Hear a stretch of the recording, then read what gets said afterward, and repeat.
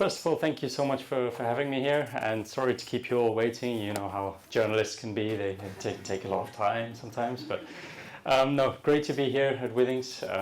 Yeah, I've been loving the products for the last few years. Really using them myself, not just from an ambassador side of things, but actually getting real use out of them. So thank you for everything you all do. Yes, I just came in from Rwanda. On Sunday we finished racing in Kigali. That was fantastic. It was such an experience to be racing back in Africa again. I grew up in Kenya, a couple of countries across from Rwanda, and it brought back a lot of memories from my childhood. Just seeing the colors and the culture and the way of life in East Africa. But it was an incredibly tough race, a lot of altitude, 2,000 meters most of the race. We even went up to 2,500 meters, I think, at one stage, and a lot of African riders who we as European riders don't know them, we don't know what their abilities are, but there were some very strong riders there, that's for sure. Great. Chris, while you were there, you participated in the Field of Dreams a day event. Can you talk about that and tell everyone what that's like? So my team, Israel Premier Tech, has had a project for the last year raising funds to build the Field of Dreams, which in essence is a cycling program to help development of cycling in Rwanda. They started off by building a pump track, a very well designed and built pump track by a Swiss company, to teach bike skills from a younger age, so kids in Rwanda could start racing and riding on the pump track just to get the skills for riding bikes, and also for building a bigger racing circuit with a climb on it, a descent on it, so can really get a feel of a safe environment to train on and to practice their skills. Sure. What is the future of cycling in Africa? How do you feel like that's going? How's the sport growing there? Maybe I'm a little bit biased because I grew up in Africa, but I started off running when I was younger. I did long distance running at school, the longer distances and the cross country, and I couldn't keep up with the locals. The Kenyans were just on a different level. For me, they are the epitome of an endurance athlete. The physique, the lungs, the heart, living at 2,000 meters. I just think the East Africans, they're born athletes. And that hasn't translated to cycling. It's mainly because cycling's an expensive sport. You need bikes, you need good roads, you need so many things to be able to go and ride a bike. Whereas running, you just need a pair of shoes. Sometimes not even a pair of shoes, you can just run. And I truly believe that in the next 10 years we'll see a lot of Africans through projects like the Field of Dreams project in Rwanda.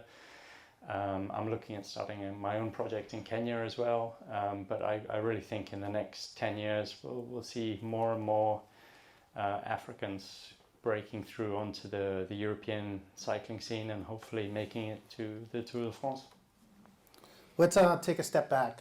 You mentioned you grew up in Nairobi, Kenya, but you went to university in Johannesburg, and you kind of went a little late. Was that any reason for that? And then you got into cycling a little late. Can you talk about that a little bit? So I think growing up in Kenya, I always had a bike, and it was mainly as a kid from 5-6 years old. I had a little BMX, and this for me was my independence. It was my wings. It would allow me to go out and explore Kenya. I think I was very lucky that it was a very safe place for a young kid to be exploring on their own. My parents would just tell me, be be home before dark. And so that's it. I'd be on my bike all day, just going places. It was never about training or racing or anything like that. I had no idea that there was a sport of cycling. It was more just transport for me and enjoyment of the outdoors, of nature. And it was only when I went to school as a teenager in South Africa, probably at the age of 15, 16, when I went down there and saw that there was a sport of cycling where you can enter an event and you race with other people. And so I'd never really been exposed to that in Kenya. So I started very late, only at the age of, I'd say, 16, 17, did I get on a road bicycle for the first time, a racing bike. And from then I moved up the ranks pretty quickly on the South African scene, and managed to turn professional in 2008. So at the age of 24, I studied an economics degree in Johannesburg, and just before basically completing that degree, I was offered my first contract to start with an Italian team. So I didn't complete my economics degree, much to my parents' unapproval. Yeah, I had a question there. Were your parents upset with that, or? They were actually incredibly supportive. Oh, that's great. I was very lucky. And also, I'd be remiss if I didn't mention this, that you had a mentor along the way that really helped you. Can you talk about him a little bit? I did. Through my time in Kenya, and once I'd got into cycling a little bit more, I got to meet, at the time he was the Kenyan, the captain of the Kenyan cycling team, which was almost non-existent, but he was there at least, and he managed to make it to the professional level as well. Raced with a Italian professional team. And this guy he's a Kenyan, got dreadlocks, a real character of a person, but for me he just brought the whole cycling racing scene to life. Told me lots of stories about all the different races and things that he had done in Europe, and the adventures he'd been on basically to get there. And for me, that just started the fire, the dream of becoming a professional cyclist. We're in France, we're in Paris. I'd be remiss as well to not talk about the Tour de France, obviously. Given your history with the race, what runs through your head every time you start it? I know they change the course every year. Talk about it a little bit. I mean, the Tour for me, it really is, I would say, the holy grail. The holy grail of professional cycling. We have so many races throughout the year from January until October, but there's only one race that everybody knows, and it's the Tour de France. It's like the Olympics, but it comes every year for us, which is it's just such an amazing opportunity to be able to. For me, I've always based my seasons around the Tour de France. I generally take it more easy in January, February, March, and use that period to build up to July. Maybe it's also got something to do with my African upbringing, that I'm not very good in the cold. I'm much better when it's warm in the summer, hot temperatures. That's when I feel my best. So the Tour de France really is an opportunity to show. There are lots of races on our calendar where it's 1 week of racing, and a lot of people can survive for 1 week because you do 3 days and you're halfway there. You can see the end. But when you're 10, 12 days into the Tour de France and you feel like you can't even get out of bed in the morning, you're so tired, your whole body hurts, and you still have more than 10 days of racing to go, it becomes mental. It's a real mental ability to be able to shut out the thinking about how hard it is, and you just focus on the here and now and getting through today, surviving today, and then tomorrow you think about tomorrow. It's really just thinking about one day at a time, compartmentalizing everything. And I think I mean, the Giro and the Vuelta, they're also 3-week races, but they don't compare to the Tour de France. The Tour de France is special. It's at the other Grand Tours, you don't have the highest level from every single team, and the pressure from media, from sponsors, from everywhere, the public. It's just Tour de France is next level for everything. What do you eat when you're on the Tour de France? Like, do you change your diet specifically because it's 23 stages?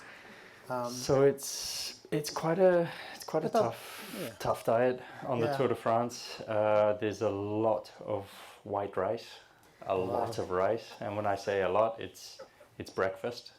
Like you have like a mountain of rice. Maybe you can put an omelette there also to help make it easier to eat. On the bike, you get onto the bike, start racing. You eat little blocks of rice cakes. Need a rice sponsor. That have been mixed with jam or something sweet or whatever on the bike. And then we also have gels when we're racing. You finish the stage, you get to the finish, you have a recovery drink, and then you get another bowl of rice, another big bowl of rice. Seems to be a theme.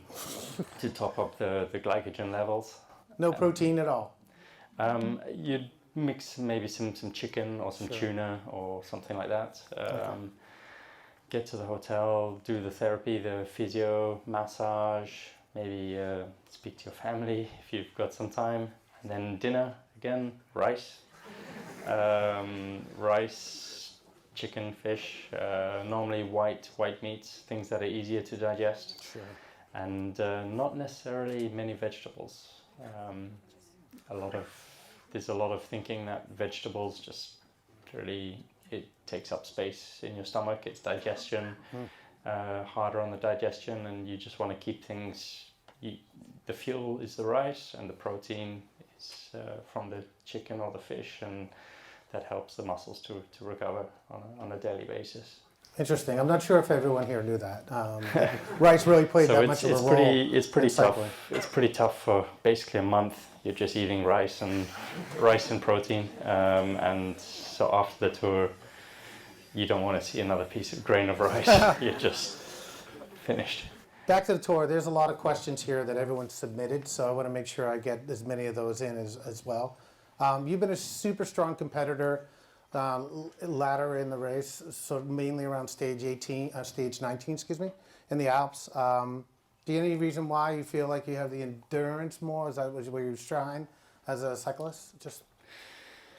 I mean, I've always believed cycling is, I mean, it is a physical sport. I mean, and yes, physically, it's incredibly demanding, and that's where I think physically everyone's training 6 hours a day, everyone's pushing the limits with the diet and getting to the point where you can't really get much better. But I think mentally, that's where you can see some people just don't deal with 3 weeks. And that's where I felt I had a small advantage on some of my rivals, that I was able to somehow cope better with being so deep into a race and so fatigued, and still basically finding the motivation and the mental. There's another side of cycling that we didn't really talk about. It's the concentration, because sure, you're sitting on a bike, you're pedaling, it's a physical effort, but you have to concentrate on so many things during the race. Obviously remembering to eat and drink, but there are so many parts of the race. Obviously positioning within the peloton is hugely important.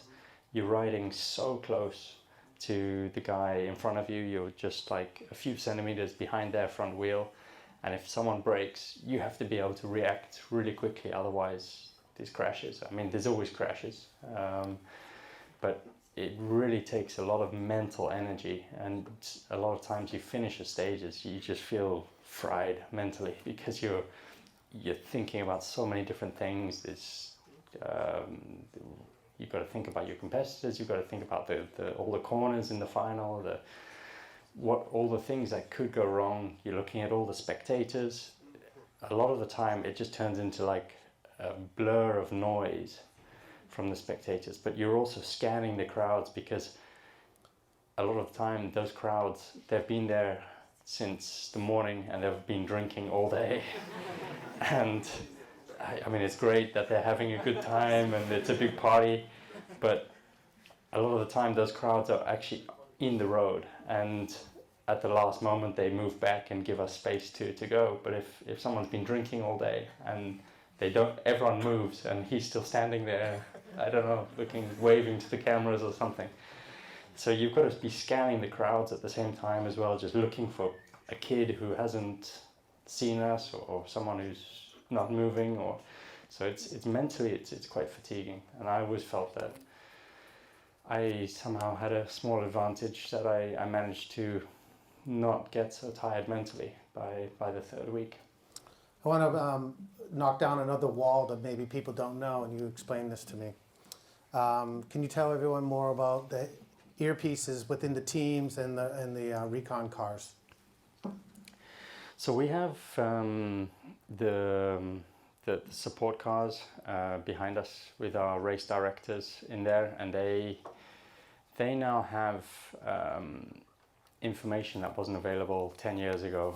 They can basically see these applications now that they're using that basically give them the view of Google Maps in real time of the road that's coming just in front of the race. So they can tell us, guys, in 2-3 kilometers time, you're going to go down a fast descent and there's going to be a little bridge you have to go over.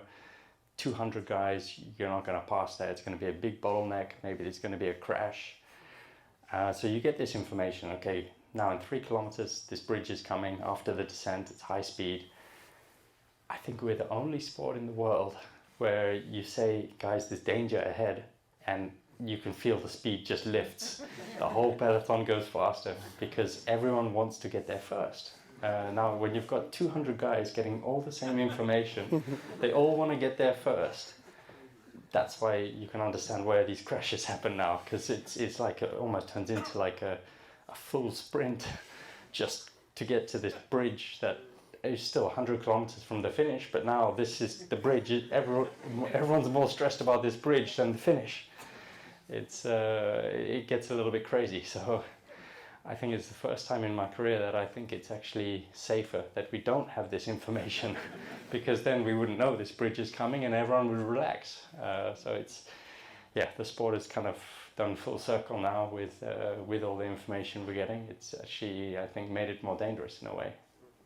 I'm sort of staying on the theme of crashes. I'm a little totally bewildered by how dangerous the sport is. In 2021, you actually had 2 crashes. The first one, the woman holding the sign, and then the second one happened just several kilometers. Which one hurt the most?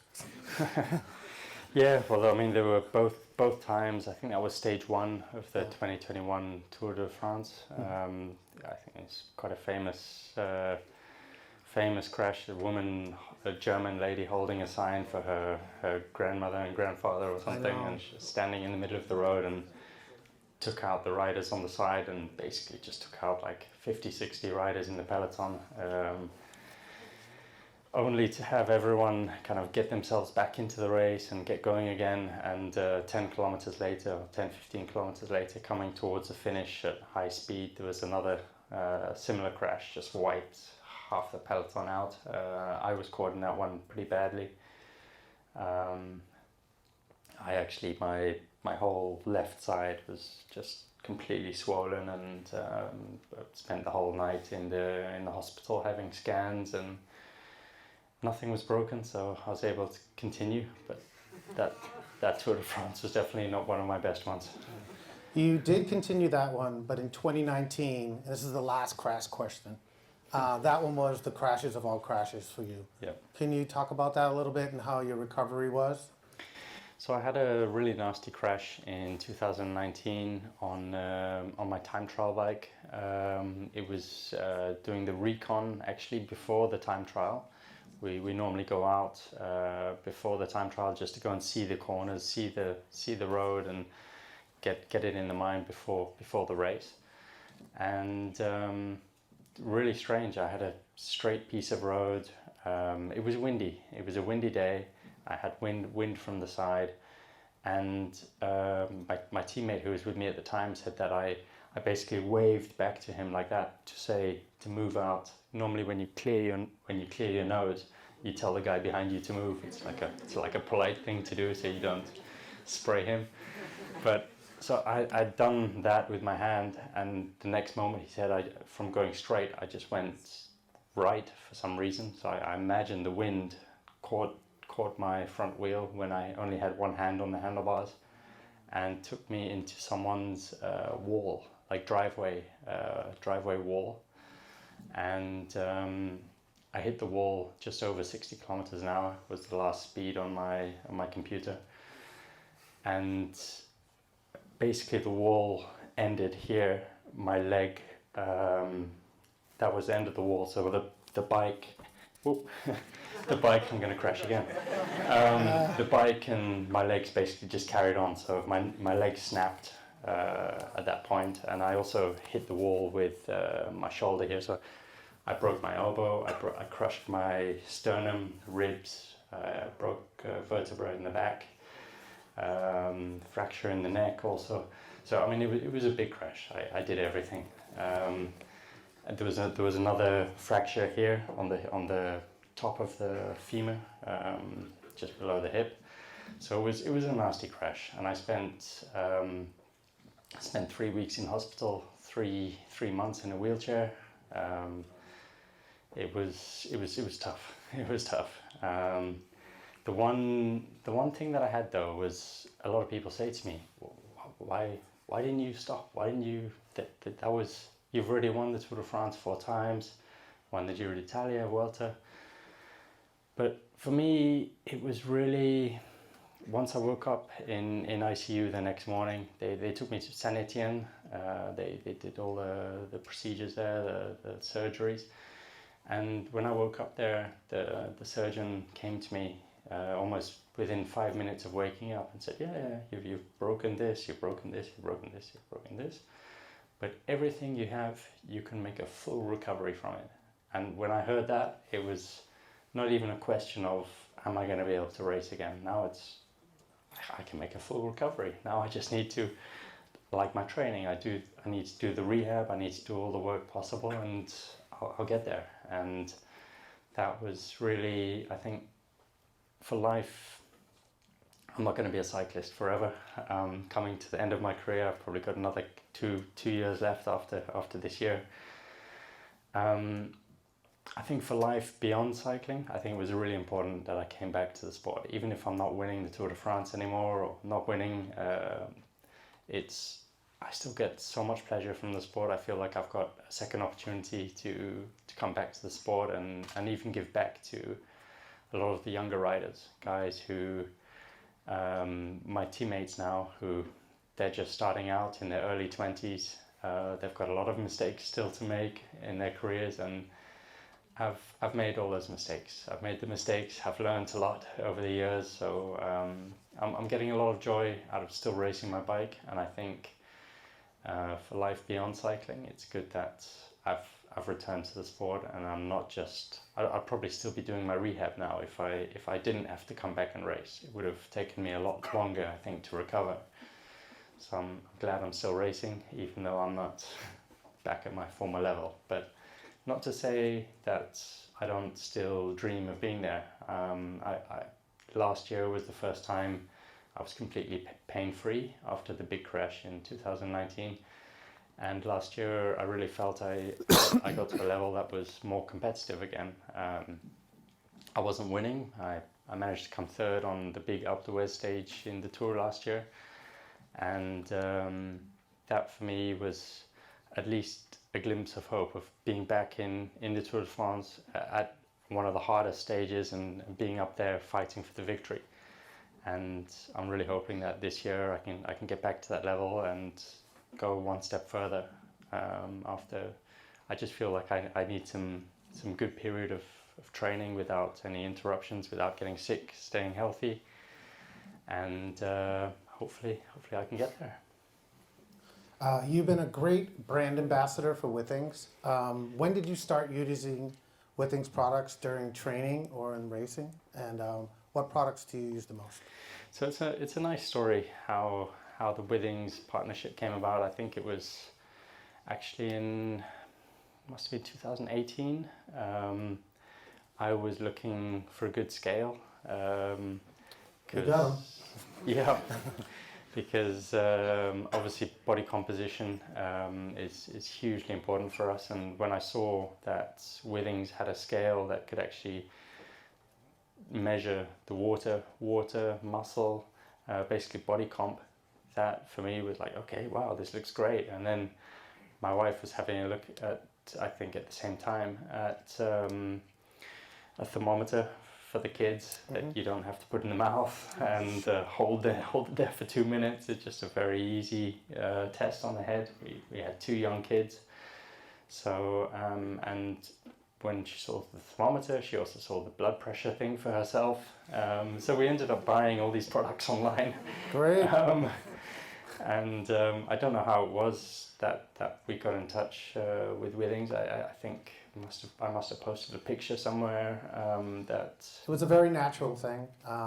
It was something posted, and then, well, we reached out and had a conversation with your agent, and here we are. Yeah. You know, yeah. It wasn't an unnatural thing. It wasn't sort of like high business. It was very, very authentic. Thank you for that. What are the best products you use now during the race, during race time? Was it true that you brought body cardio out on the Tour de France? The Bodycomp. So I mean, I travel everywhere with it. It's in my suitcase now. I came to Rwanda with me last week. There you go. So I mean, I am using it. I'm really excited to get onto the new scale, the one that can sort of body scan, that can tell you where the water is in the cells or not. And so no, I mean, I am a bit of a data freak. I love data. I think you can always, with data, you can get a complete picture. I mean, I can get on the bike one day and I can say I'm feeling a certain way. I feel today like sluggish, like something's not going. But then when you've got more data to back that up, if it's sleep data, whether it's, I don't know, body comp data, you can see you may be carrying more fluid than normal. It definitely helps to paint a bigger picture, and then you can make better decisions as well in the moment. So it's a big part of what we do. I also believe during your training, the ScanWatch Horizon gave you SpO2 readings that were concerning to you, and then you ended up seeking a doctor and getting medication sooner before it became a chronic, well, not necessarily chronic, but something that could keep you out of a race. Am I correct with that? Yeah, 100%. So we spend a lot of time at altitude, and normally at altitude I can see within the first couple of days, maybe the SpO2 readings are slightly lower than normal, but I always find it comes up after spending time at altitude. And in 2021, I was doing these big blocks at altitude, and I wasn't actually seeing an improvement of the SpO2 readings. It was constantly in the low 90s, like 92, 93, when normally I'd be in the high 90s, like towards 98 upwards after spending weeks at altitude. And that actually led me to go and do a blood check, blood test, where we found that I had a parasite in the blood, an African parasite called Bilharzia, that I'd had previously in my career, but I thought it was finished and no longer there. So it was quite a surprise in 2021 to find that it was still there, and it was actually because of the SpO2 readings. It feeds on red blood cells, so it would stop the regeneration of red blood cells, which would basically mean that I had lower oxygen levels in the blood, which I picked up with a scan watch. So it was very interesting. This is a staff question, geeking out a little bit, but your resting heart rate is a true indication of your overall health. Feel free not to answer this, but what is your resting heart rate at night? Do you know that offhand? My resting heart rate, my lower values gets down to like the low 30s, cool. 32, 33. All those 80 in the room, take note. Do you use other connected products during training or during the race at all? Connected in what sense? I mean, we always have these computers on our bikes that are reading just heart rate and power, and also give us GPS of the route that we're doing on the day or the race or whatever it is. And do you check your biomarkers, your parameters every day after the race and before the race? Is there a ritual to that so you can baseline it? So something that's been quite big previously in my career has been checking specific gravity of urine for hydration, and then also using, more recently I've been using the scale for that as well. So doing it in the morning when I wake up, but then also doing it doing it straight after training, to be able to see how much the water percentage has basically dropped from morning to post exercise, and finding that that's really a helpful indication of how much I need to basically hydrate again to help recovery. So that's been something I've been using quite a lot recently. We do have a product coming out. Of course, we showed you that today, U-Scan. That definitely is going to be play a role, I believe. This is a funny question, but do you see anything else you would like to see in our products for your training? I wouldn't say improvements, additions. Certainly. You can think about that. Certainly, one that we've seen becoming more popular now in professional cycling is body temperature monitoring, and especially when we get into the summer months, it becomes, because we're basically exposed to the weather for 4, 5, 6 hours when we're racing the Tour de France. We've found that if the body temperature rises to a certain amount and we spend prolonged periods above optimum temperatures, then that can really have a knock-on effect for the following days. So it's really, and there's a lot we can do in the race to try and prevent that from happening. So by putting ice socks, so basically stockings with ice shoved in them, shoving that down our backs, down our necks, and getting fresh bottles every 20-30 minutes with basically cold water or electrolytes.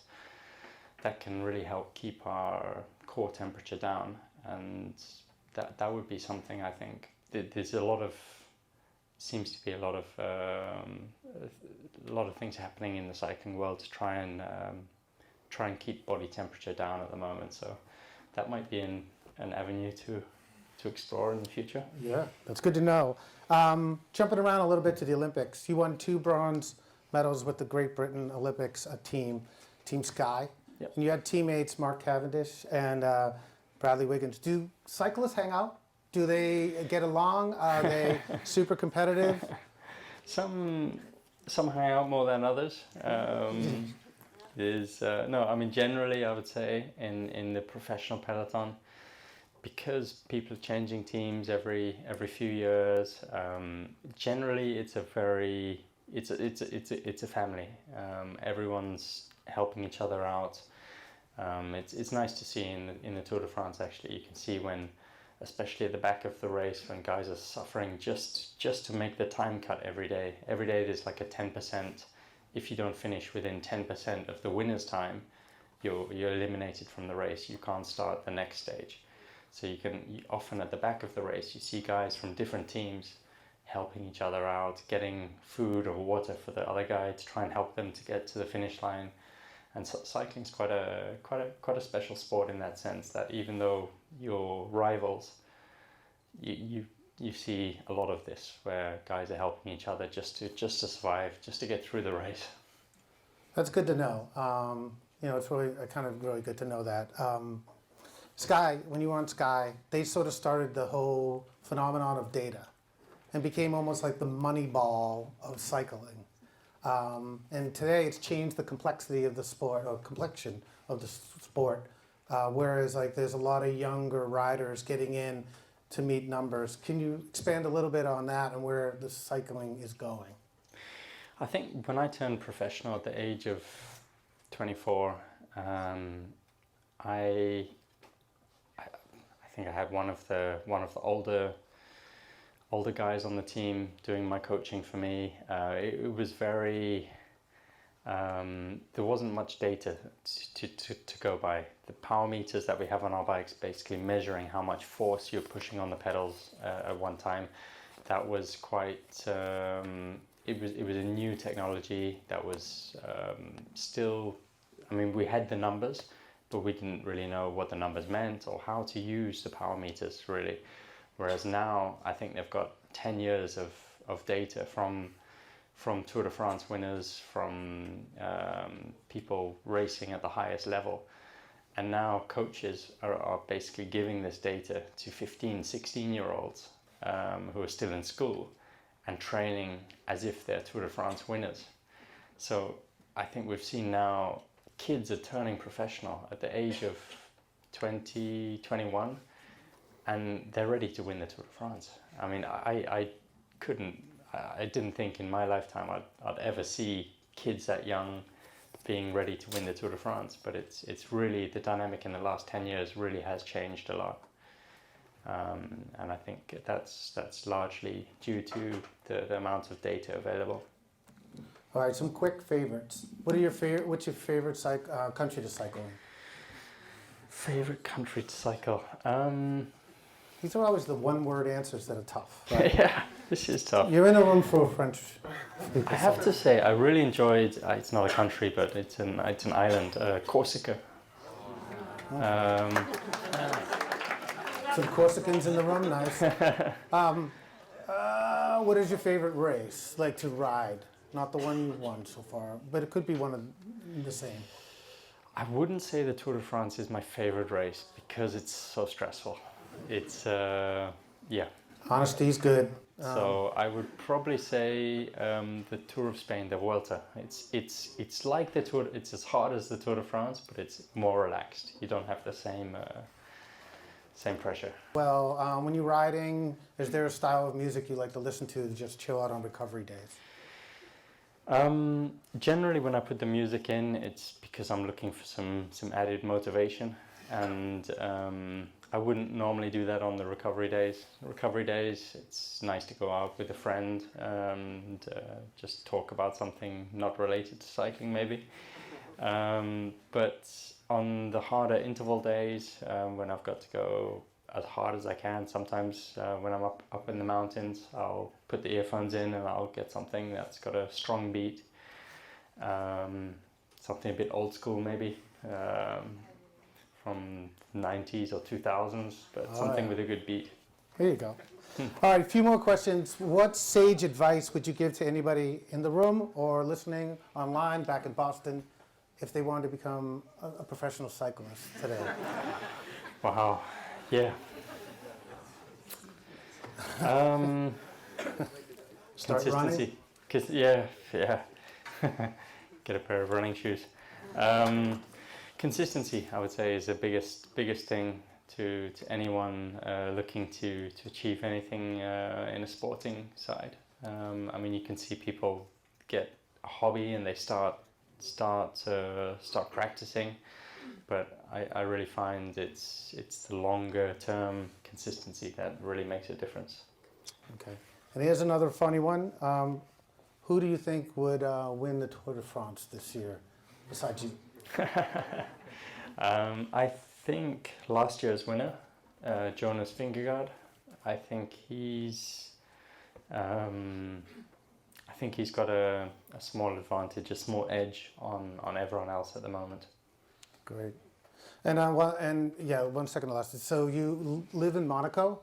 Is there any specific Correct. reason for like that area? Like, is there really good training in that area? There is. Yeah. I mean, it's obviously it's in the south of France, so it's a warmer climate than being further north in Europe. But from there, we've got probably about 65 professional cyclists living and training around Monaco. Peter Sagan lives there, right? Sagan? Peter Sagan is there. Philippe Gilbert. There's a whole load of professionals, 65 guys out there, and yeah, we often cross paths or even go out together. That's great. Which is cool. But I mean, anyone who knows that area knows that it's really at the foothills of the Alps. You've got within 50 kilometers of riding, you can be up at 2,000 meters. So it's amazing. Monaco itself is not nice for cycling, but once you go up into the mountains, it's beautiful. Excellent. Chris, I can't thank you enough for your busy schedule. You're literally on the bike about 36 hours ago, and you're going off and be on the bike again in 36 hours. We pulled you away from your family. Thank you so much for coming. Everybody, please put your hands together for Chris Froome.